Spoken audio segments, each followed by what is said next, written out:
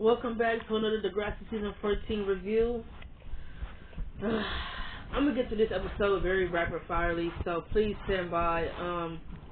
We're going to be doing episode 9 called Something's Got to Give. Let's get into this shit.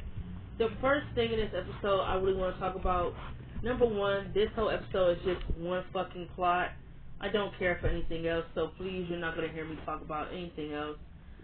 I want to talk about the pregnancy storyline real quick, okay? Check me the fuck out. When I say I despise this whole Claire, Drew, Eli pregnancy storyline, I fucking mean it. Like, don't you know, in the SpongeBob episode, The Bully, when someone thought that nigga was fucking around when he said he was gonna kick his ass, and that nigga pulled off his shirt, and had a caption that said, I fucking mean it. That's how I feel. I fucking mean it. Like, I mean it with my whole chest. Like, that nigga, Flats, when I say I hate this storyline with a passion, I fucking hate it. I don't know who was thinking when they sat down and wrote this shit, but this storyline is so fucking lazy, and yet you have people in the universe, in the fan base, who will say your motherfucking face to tell you it's one of the greatest storylines Degrassi has ever written. No, it's not. This storyline is not consistent, and it's crazy that I'm realizing that now that I'm like rewatching these episodes to review them. First of all, Claire told Drew she was pregnant at episode 1. So episode 1, let me think. Let me see real quick. Episode 1, 2, 3, and 4, and 5 were like the center of the pregnancy storyline. And then after that, it took like a big ass leap and moved away from it. And in episode 9, they picked back up on it and had the fucking audacity, the fucking nerve to say, oh, Claire's not pregnant by Drew, she's pregnant by Eli. Now, we all know why the writers did this. The writers made Claire, whatever, be pregnant by Eli because they needed a reason to put them back together, because Eli basically said, fuck you, bitch, I want nothing to do with you. I don't give a fuck if you pregnant, not pregnant. I want nothing to do with your skanky ass. You out here laying down on your back for niggas, laying them nut inside you. I'm good. I'm off you.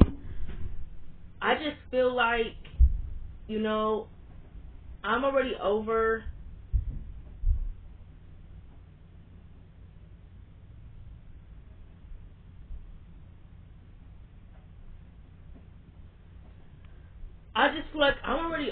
Claire and Eli's relationship. So even if Degrassi wanted to make it Drew's baby or not, I really don't give a damn, because I don't care for Eli and Claire's relationship. I would have been okay if they were not in game and they just find each other after all of this mess, because you literally made Claire pregnant by Eli just to shut us the fuck up for the fans who were complaining about why the fuck they ain't got back together yet. Who cares? Really, who gives a fuck?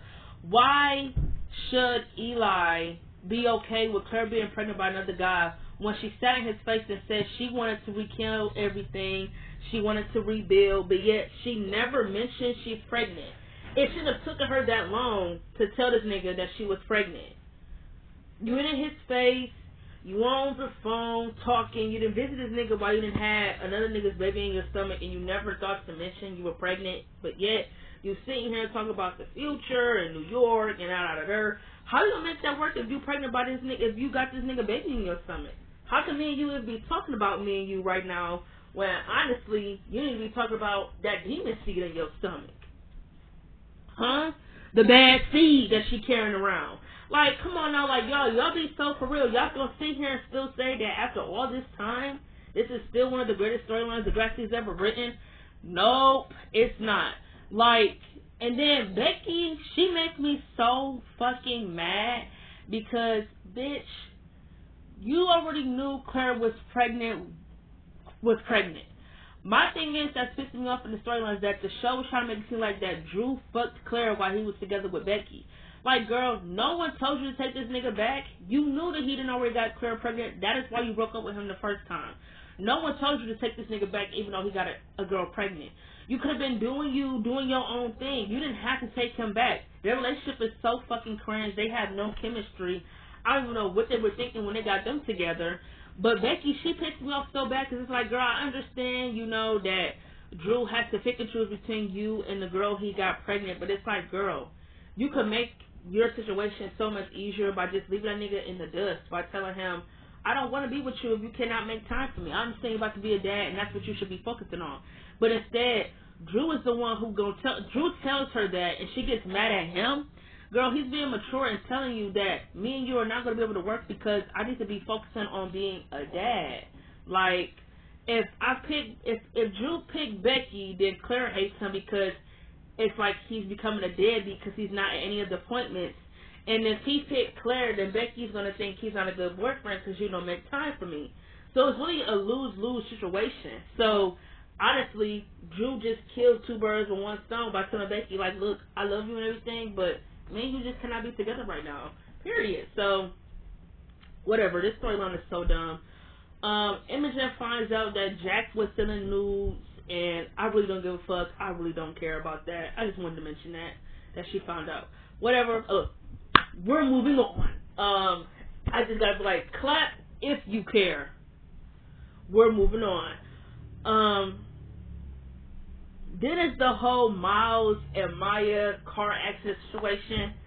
Maya makes me so angry because she continues to drag herself in the middle of Miles' shit and then get mad at him. First of all, girl, nobody told you to get in the car with this nigga when he was high. I understand he told you he wasn't high, but girl, you had to see it. I'm not getting in the car with nobody who drunk or high under the influence. Nope, you're not going to be fucking my life behind the wheel.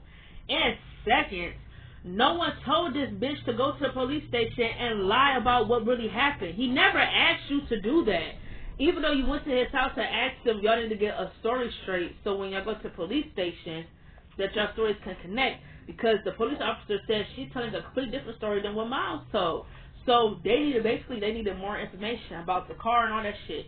When she went to go ask Miles, he was high, so she said she lied for nothing, that they need to get their story straight or they're going to get in trouble. And she said, so what was the reason of her lying? Miles said, is this bothering you so much? I'm just going to confess. He told Dallas he hit his car. Dallas said he going to file a police report, and Miles could tell the rest to the police. Maya looked so annoyed, but it's like, girl, nobody asked you to drag yourself in his shit. Like, they really had nothing to do with Maya, that they just dragged her in this nigga shit. Like, girl, I understand you care for him and you was like seeing bad dreams about him or whatever, but it's like at the end of the day, no one told you to drag yourself in Miles' shit. I don't know if the show was trying to make it seem like in this episode that it didn't matter what Miles did, she's going to be tied to him, but it's like, honestly, there's nothing wrong with you still caring for your ex if you still want to care for them. But if my ex is going through shit, or they think, oh, let's hijack some cars, or let's rob a bank and do a heist, you think I'm going to tag along with the motherfuckers? No. Why the fuck would I tag along with you to do some shit? I'm not tied to you anymore. Period. You do what you do, I'm going to do what I do. Period. Maya didn't have to involve herself in anything Miles was doing. She chose to. She didn't have to.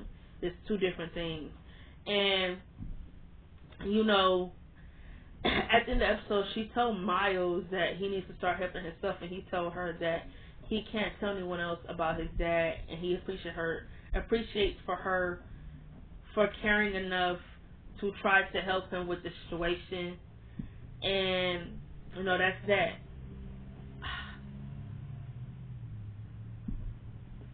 I really don't know what to fucking say, other than catch you guys in my next review. Like I said, I'm trying to go through these episodes rapid firely. Yes, these are the episodes I do like, but I feel like for it to be Maya in this situation, it really was to make her like the bad guy, because a few episodes later, Tristan blames her for Miles falling back in love with her, when it's like, that is literally something out of her control. She does not control Miles' heart or his feelings. Miles fell back in love with Maya because he was never really over her to begin with. If y'all want to talk about it, let's talk about it. We ain't even on that episode yet, but it's motherfucking next.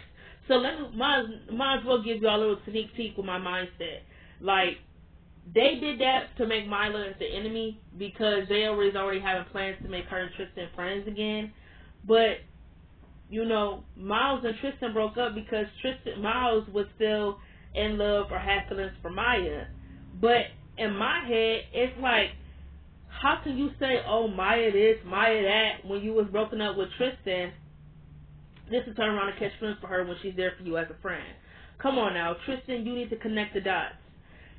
Miles caught feelings for Maya again because he never was really over her to begin with. He used Tristan as a rebound. I don't know why to this day nobody could see it as that. He used Tristan as a rebound, so of course he was still in love with Maya and he still had feelings for her. Duh. But for Tristan to blame Maya for that, it's like that is something that's completely out of her control. You cannot blame her because Miles he caught feelings for her again because she was there for him as a friend. That's something that's completely out of her control. So, anywho, yeah, I'm going to talk more about that when I get to it. I ain't even going to go on a huge rant about it right now because that ain't the episode we on. But the next episode, yeah, I'm going hard because I don't think there's too many plots in that episode for other than the Miles plot that I really genuinely like. But, y'all already know, as always, it's nice talking to y'all and catch you guys later.